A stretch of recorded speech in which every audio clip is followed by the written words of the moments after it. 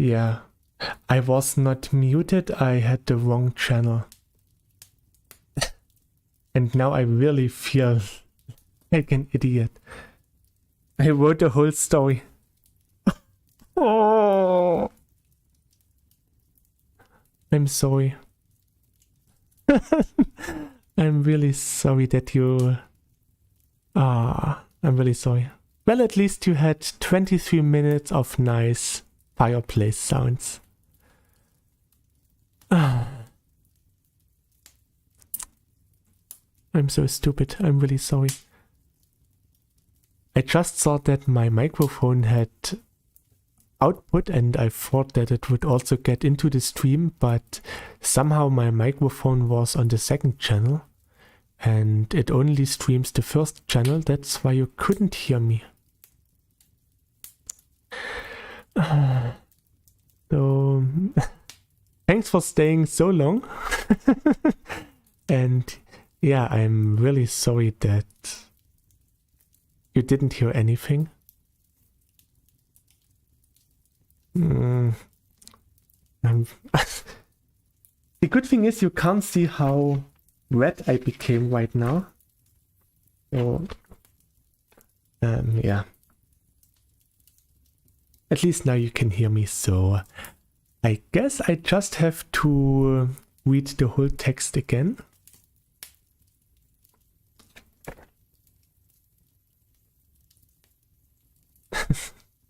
Thanks.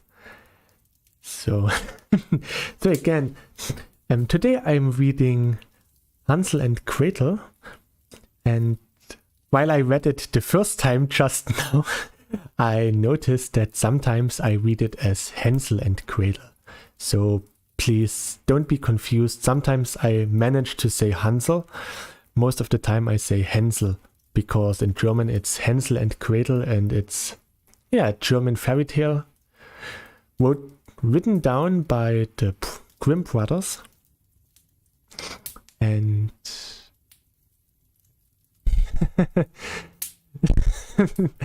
so, yeah, I'm just going to drink something and then I will just start reading it again.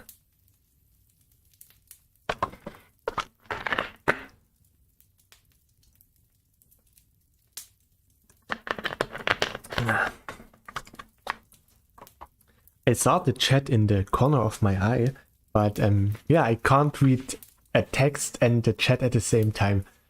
I'm not that multitasking capable.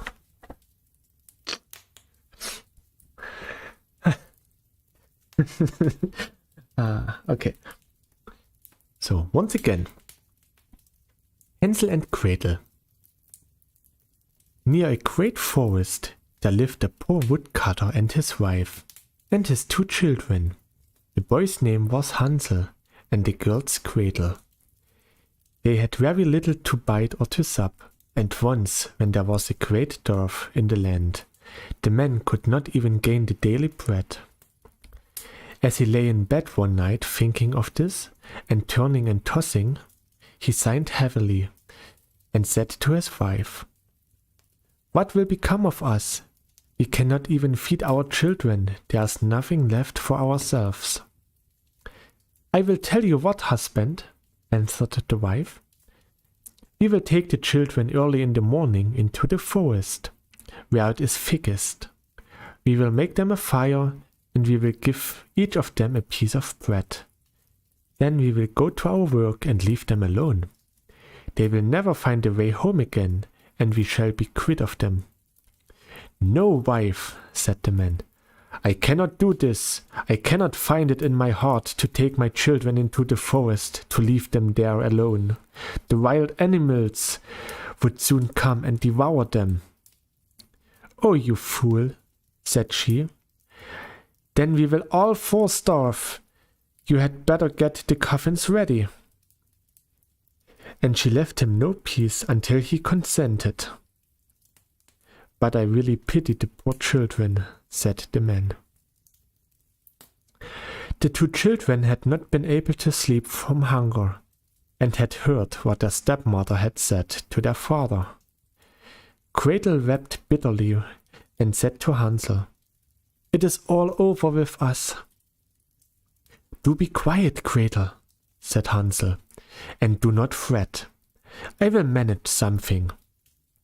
And when the parents had gone to sleep, he got up, put on his little coat, opened the back door and slipped out. The moon was shining brightly, and the white flints that lay in front of the house glistened like pieces of silver. Hansel stooped and filled the little pockets of his coat as full as it would be hold. Then he went back inside again and said to Gretel, "Be easy, dear little sister, and go to sleep quietly. God will not forsake us," and laid himself down again in his bed. When the day was breaking and before the sun has risen, the wife came and awakened the two children, saying, "Get up, you lazy bones, we are going into the forest to cut wood." Then she gave each of them a piece of bread and said, "That is for dinner, and you must not eat it before then, for you will not get any more." Gretel carried the bread under her apron for Hansel, but his pockets were full of flints. When they set off all together on their way into the forest, when they had gone a little way, Hansel stood still and looked back towards the house. And this he did again and again, till his father said to him, "Hansel, what are you looking at? Take care not to forget your legs." "Oh, father," said Hansel, "I am looking at my little white kitten who is sitting up on the roof to bid me goodbye." "You young fool," said the woman, "that is not your kitten, but the sunshine on the chimney pot." Of course, Hansel had not been looking at his kitten, but had been taking every now and then a flint from his pocket and dropping it on the road. When they reached the middle of the forest, the father told the children to collect wood, to make a fire to keep them warm, and Hansel and Gretel gathered brushwood, enough for a little mountain, and it was set on fire. And when the flame was burning quite high, the wife said, "Now lie down by the fire and rest yourselves, you children. We will go and cut wood, and when we are ready we will come and fetch you." So Hansel and Gretel sat by the fire, and at noon they each ate their piece of bread. They thought their father was in the wood all the time, as they seemed to hear the strokes of the axe. But really it was only a dry branch hanging from a withered tree that the wind moved to and fro. So when they had stayed there a long time, their eyelids closed with weariness, and they fell fast asleep. When at last they woke up, it was night, and Gretel began to cry and said, "How shall we ever get out of this wood?" But Hansel comforted her, saying, "Wait a little longer until the moon rises, and then we can easily find a way home."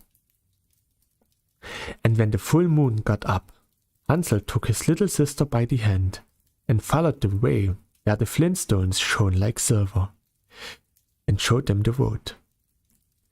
They walked on the whole night through, and at the break of the day they came to their father's house.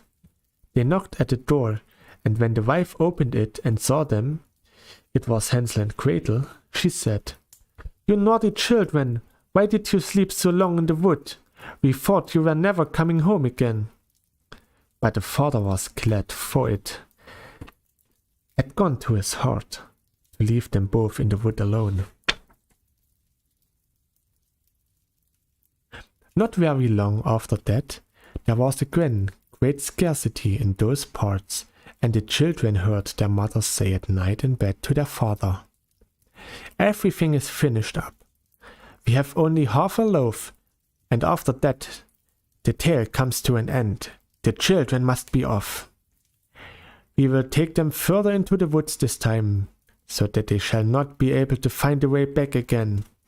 There's no other way to manage." The man felt sad at heart, and he thought, it would better to share one last morsel with one's children. But the wife would listen to nothing that he said, but scolded and reproached him. He who says A must say B as well. And when the man has given in once, he has to do it a second time. But the children were not asleep and had heard all the talk. When the parents had gone to sleep, Hansel got up to go out and get more flintstones, as he did before. But the wife has locked the door, and Hansel could not get out. But he comforted his little sister and said, "Don't cry, Gretel, and go to sleep quietly, and God will help us." Early the next morning, the wife came and pulled the children out of bed. She gave them each a little piece of bread, less than before. And on the way to the wood, Hansel crumbled the bread in his pocket, and often stooped to throw a crumb on the ground. "Hansel, what are you stopping behind and staring for?" said the father. "I am looking at my little pigeon sitting on the roof to say goodbye to me," answered Hansel. "You fool," said the wife. "That is no pigeon, but the morning sun shining on the chimney pots." Hansel went on as before, and strewed breadcrumbs all along the road. The woman led the children far into the wood, where they had never been before in all their lives. And again there was a large fire made, and the mother said, "Sit still there, you children, and when you are tired you can go to sleep. We are going into the forest to cut wood, and in the evening, when we are ready to go home, we will come and fetch you." So when noon came, Gretel shared her bread with Hansel, who had strewed his along the road. Then they went to sleep, and the evening passed, and no one came for the poor children. When they awoke, it was dark night, and Hansel comforted his little sister and said, "Wait a little, Gretel, until the moon gets up. Then we shall be able to see the way home by the crumbs of bread that I have scattered along it." So when the moon rose, they got up, but they could find no crumbs of bread, for the birds of the wood and of the fields has come and picked them up. Hansel thought they might find the way all the same, but they could not.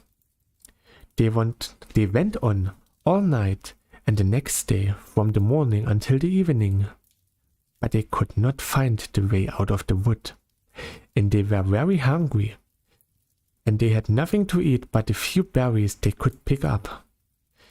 And when they were so tired they could no longer drag themselves along, they lay down under a tree and fall asleep. It was now the third morning since they had left their father's house. They were always trying to get back to it, but instead of that, they only found themselves further into the woods.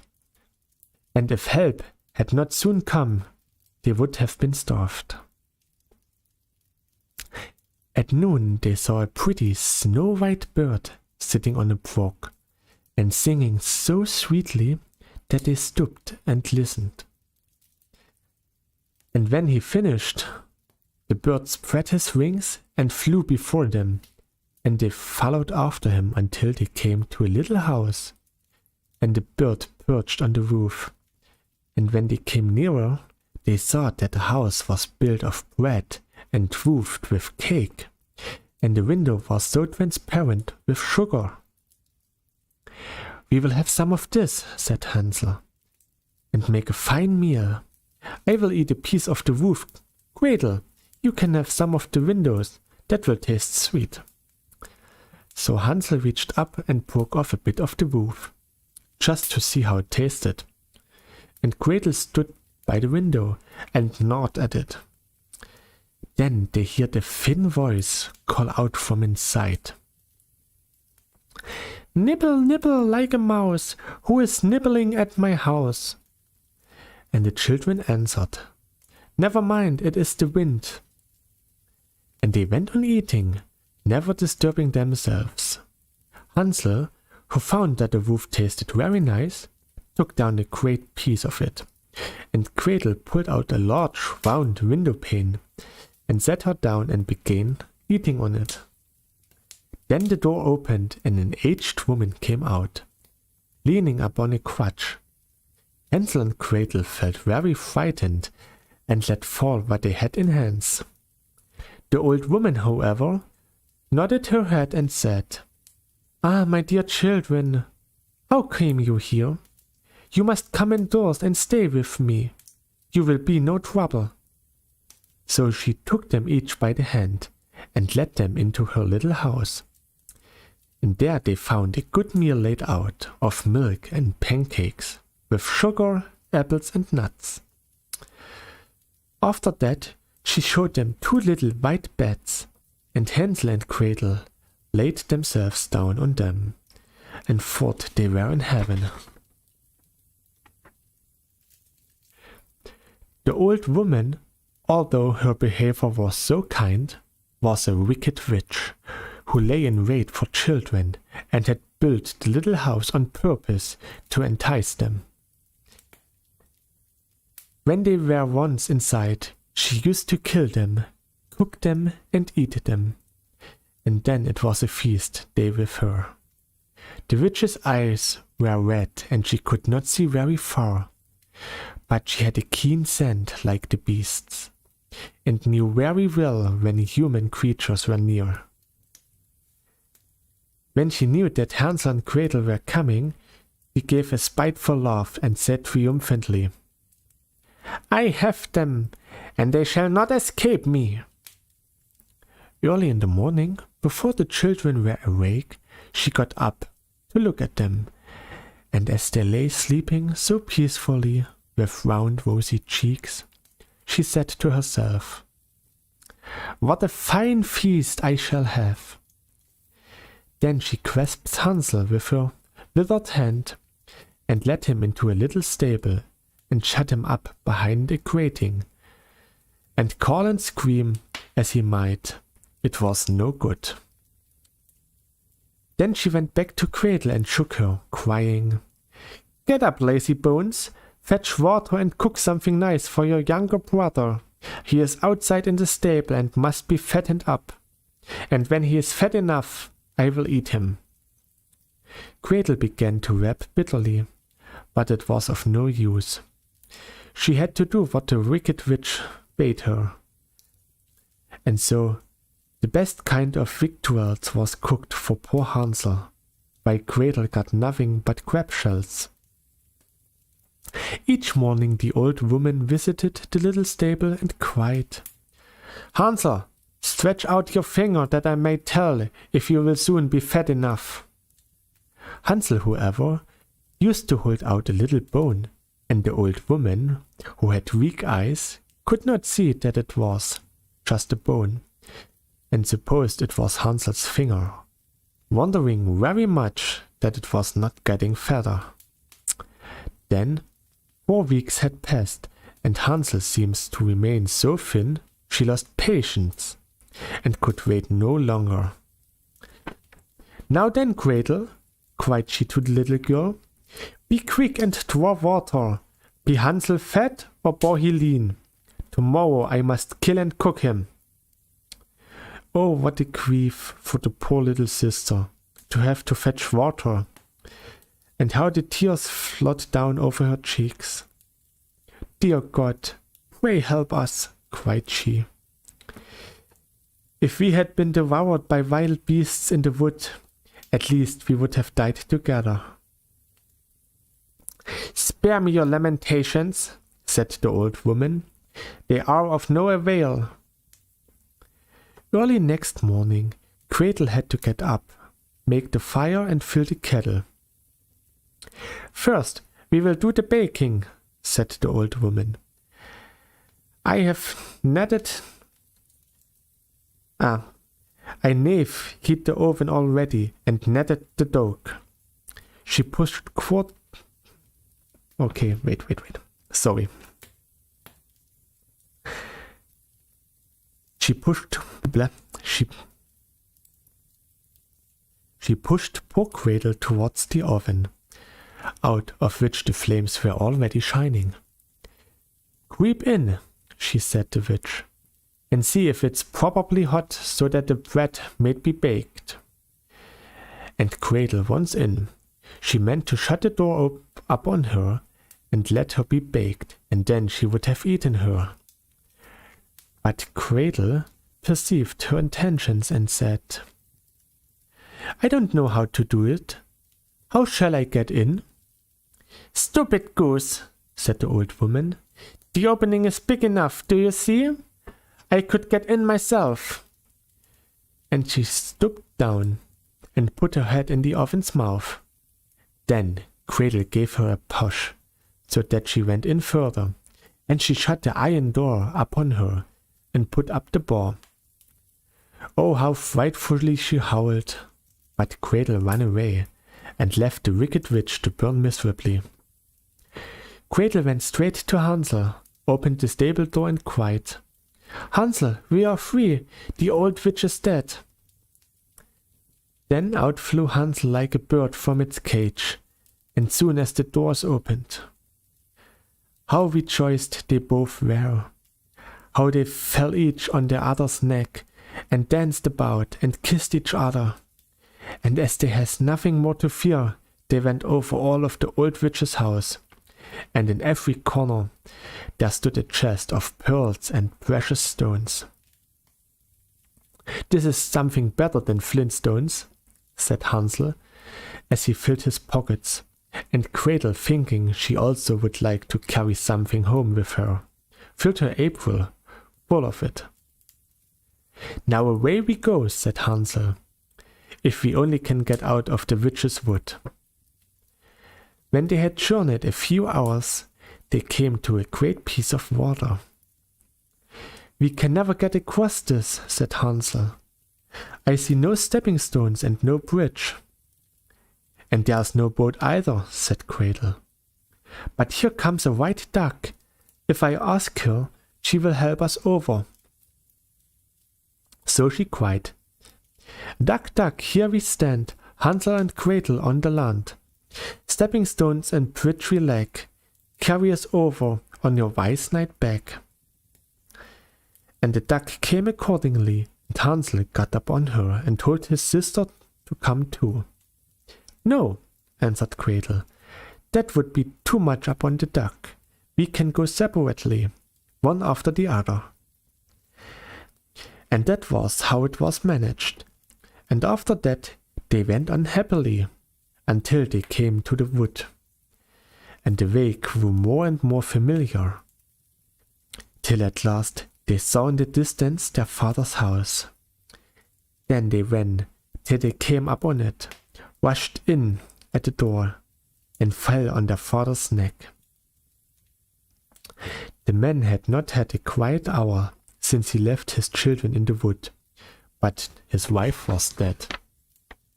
And when Gretel opened her apron, the pearls and precious stones were scattered all over the room, and Hansel took one handful after another out of his pockets. Then was all care at the end, and they lived in great joy together.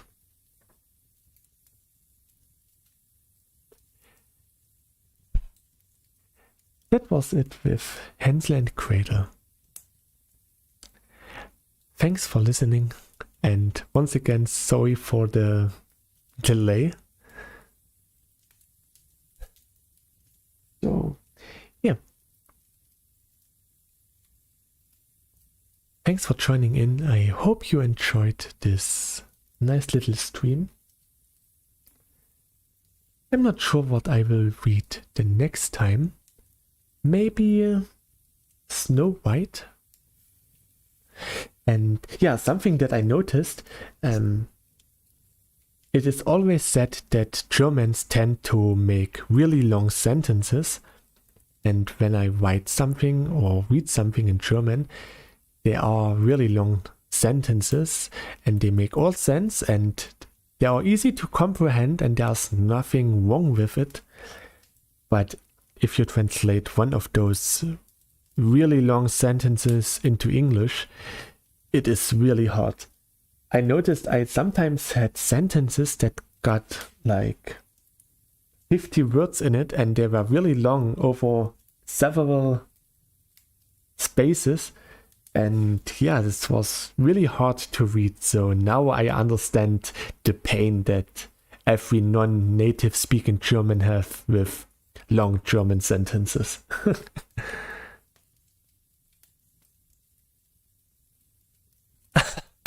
Hey there, Toast.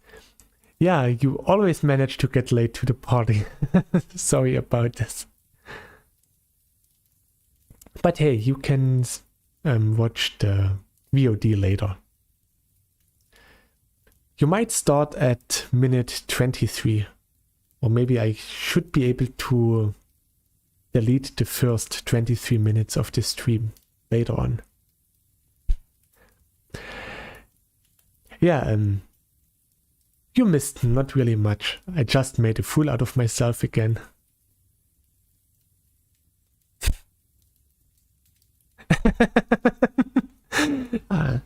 So anyways, thanks for watching.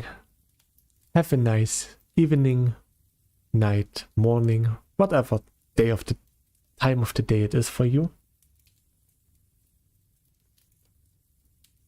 We will see again pretty soon. Well then, stay healthy and have a nice day. Bye!